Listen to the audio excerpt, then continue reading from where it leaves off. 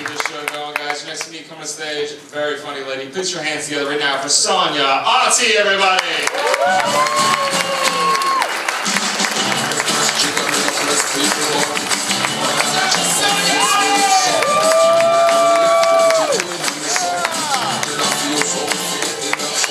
Thank you, guys. So, I'm still somewhat of a newcomer here to Florida, but you know, I like it. I have to say, behind the great weather and the beaches, one of my favorite things about Florida has got to be the crime reports, right? Some of the most bizarre stories I've ever read. For instance, there was a 19-year-old girl who was recently arrested in Jupiter for making fraudulent purchases.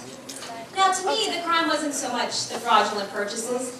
To me, the crime actually took place 19 years ago when her parents decided to name her Cherry's Waffles. No, seriously, this is a true story. Cherry's Waffles. Now, I have one question for her parents. Why the heck wouldn't you name her Chicken?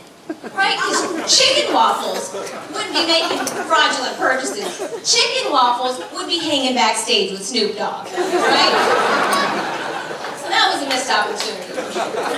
Now, so I'm in the healthcare profession, and you know, I always like to keep up with the latest health news as best as I can.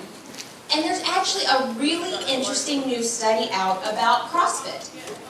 Now, the study included about 1,000 male and female participants and found that within 3 months of starting CrossFit, they had all become total douchebags. Just 3 months, that's all it took. That's all it took.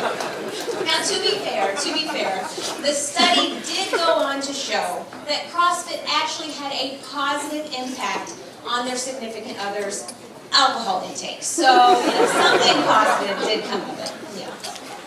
So it's NFL season again. A lot of NFL fans out here. I'm a huge NFL fan myself, but I'm sure you guys have read all the reports out there about how dangerous the sport of football has really become, right? I mean, you hear about these terrible head injuries and these broken bones and concussions.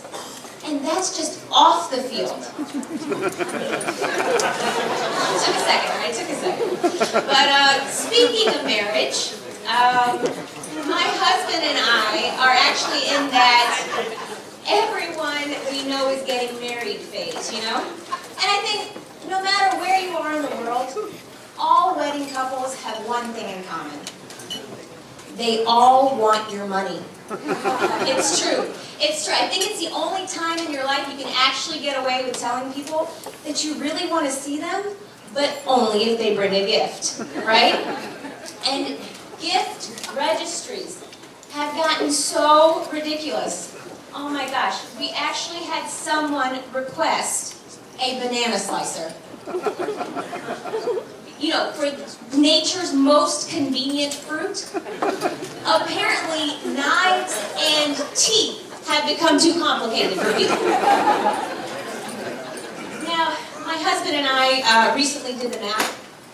We realized that we've been to over 30 weddings in the past 7 years.